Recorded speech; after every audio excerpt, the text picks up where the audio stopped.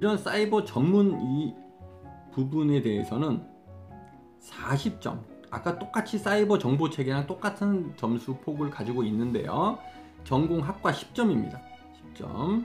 비전공 6점. 동일하죠. 아까 정보 체계랑 전공 수학 기간도 동일합니다. 3점, 2점, 1점 이렇게 돼 있죠.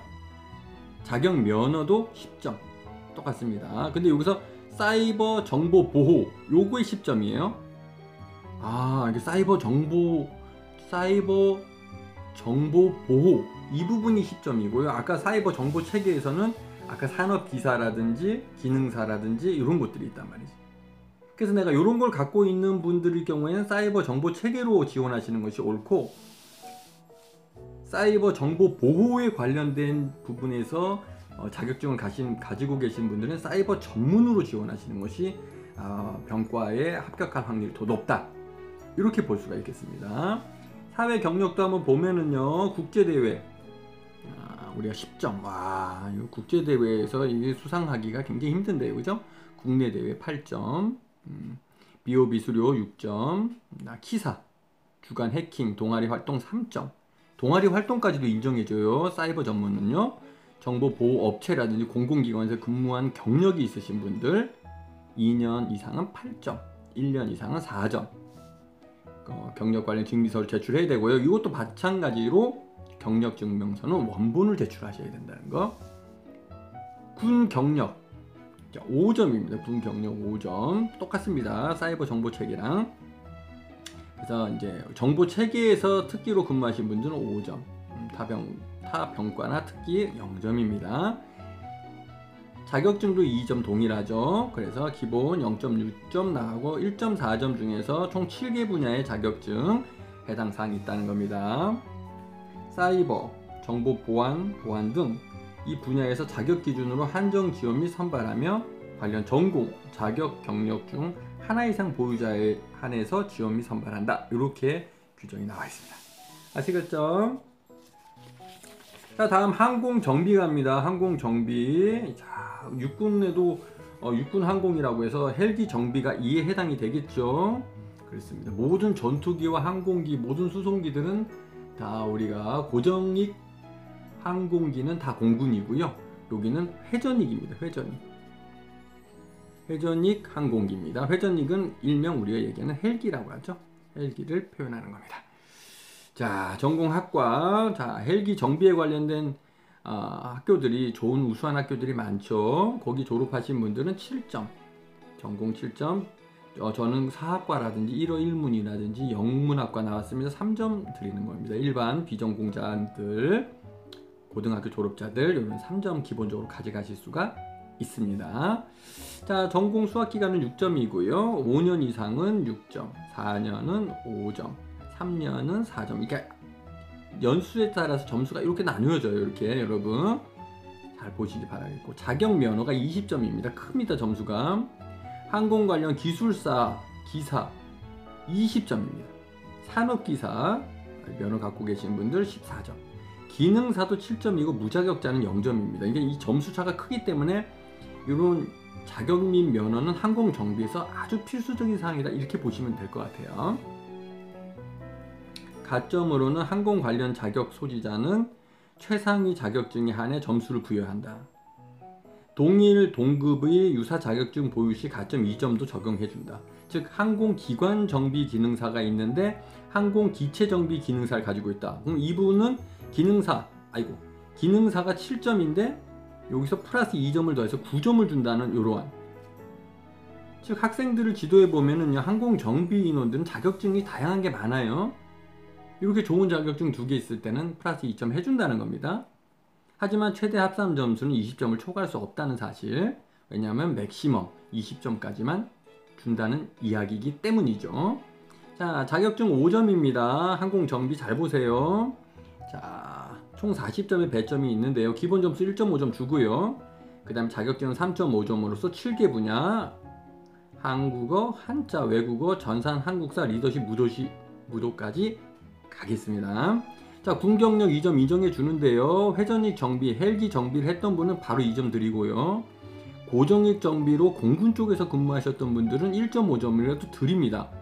어차피 항공기 기체가 서로 유사하기 때문이죠. 그 다음 유사 계통으로는 1점이에요. 통신, 전술, 통신 정비, 특수 통신 정비 등 통신 분야에서 군 경력을 갖고 계시는 분들도 여기 항공 정비에 플러스 점수가 1점 있습니다. 민간 지정업체 경력으로는 회전익 정비, 민간 항공사에서 근무하셨던 분들 고정익 1.5점, 그 다음에 유사계통 1점 동일합니다. 그래서 민간인으로 취업해서 근무하셨던 분들도 우리가 항공과 관련된 분야에서는 우리가 점수를 가져올 수 있다. 이렇게 군 경력 인정해 드립니다. 자, 다음 로켓 무기 정비 40점입니다. 자, 로켓 무기라고 있어요. 우리나라가 이제 로켓 사거리 규정이 풀리면서 ICBM이라든지 대륙탄도미사일이라든지 각종 유도탄 및 아주 최첨단의 로켓 무기를 많이 만들고 있습니다. 이거에 대한 정비 소요도 많아지기 때문에 이 로켓 무기 정비에 관련돼서 중요성이 각광을 받고 지원자들이 많이 늘고 있는데요. 자, 자세한 내용 한번 살펴보면은요. 전공 학과 7점입니다. 비전공자 7점, 비전공자 3점 이렇게 됩니다. 수학 기간은 6점이고요. 5년 이상 6점, 4년 이상 5점, 3년 이상 4점, 2년 이상 3점 이렇게 쭉쭉쭉쭉쭉 순서대로 가고 미수학자는 0점이고요. 자격 면허 보면 20점입니다. 로켓 무기 정비에 관련돼서 기술사라든지 기사 이상은 20점 그대로 다 가져가시는 거예요. 이거 웬만하면 요거 따면 좋은데 기술사가 어디 쉽나요? 산업기사까지만 해도 정말 대단한 거죠. 15점, 기능사도 10점, 아주 짭짤합니다.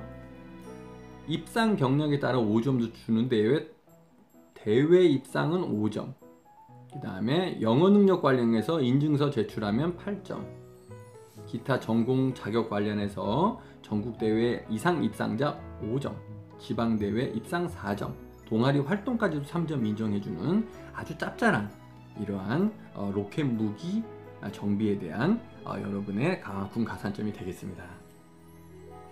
자격증 한번 볼게요.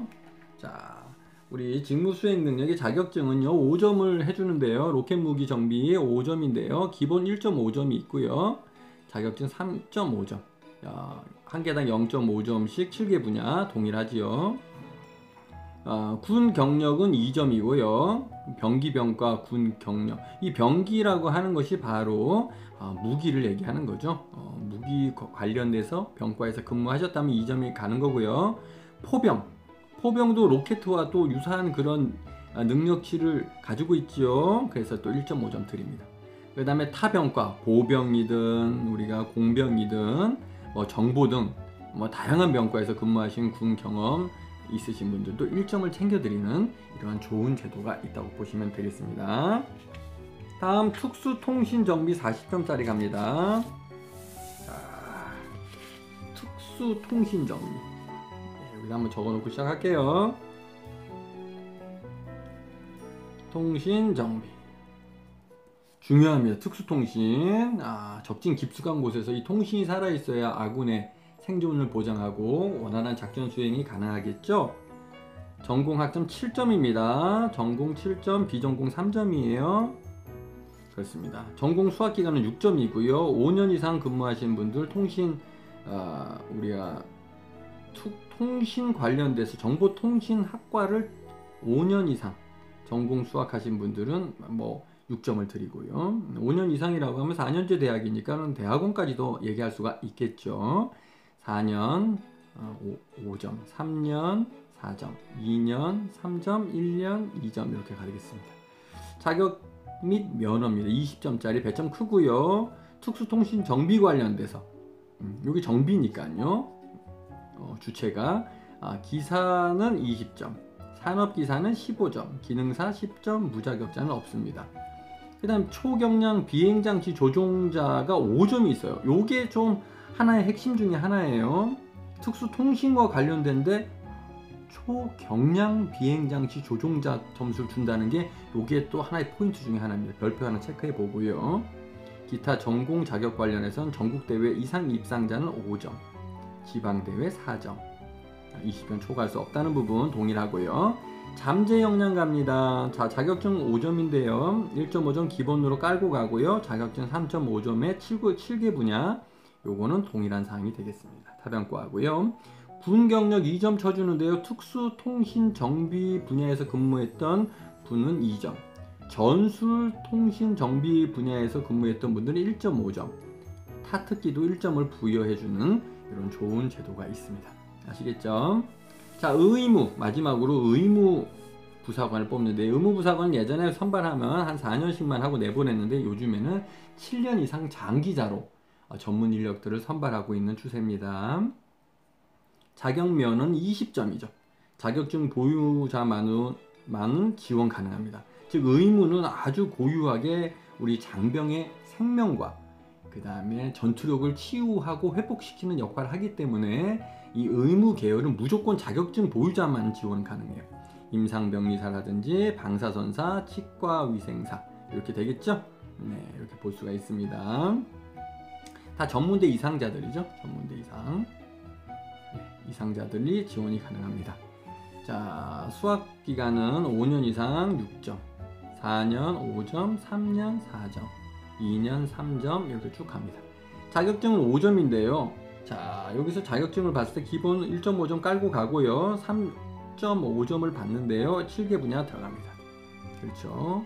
선생님은 자격면을 20점에서 다 했네요. 그렇습니다. 이게 의무는 핵심이죠. 3개 요 학과 잘 봐주세요. 임상병리사, 방사선사, 치과위생사만 이렇게 내용이 되겠습니다. 자, 경력은 9점 들어가고요. 네. 경력이 다른 때보다는 조금 크죠. 그래서 9점.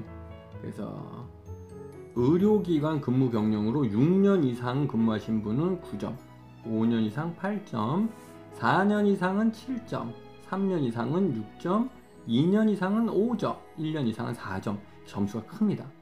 그래서 6개월 이상도 있고요. 이렇게 됩니다. 그래서 병원 근무를 오래 하신 분들에게는 더 유리한 어떠한 그 부사관의 길이 열린 것이다, 이렇게 보시면 되겠습니다. 특히 여군들이 많이 지원하세요. 여군들.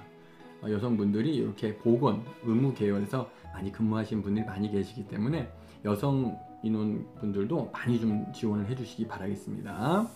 문이 활짝 열려 있습니다. 자, 응급구조사 및 일반 의무 별도 기준 적용되는데요. 응급구조사가 있어요. 자, 전공 학과는 3점입니다. 응급구조사도 우리 군에서 요즘 많이 뽑아요. 군무원도 많이 뽑습니다, 여러분. 군무원.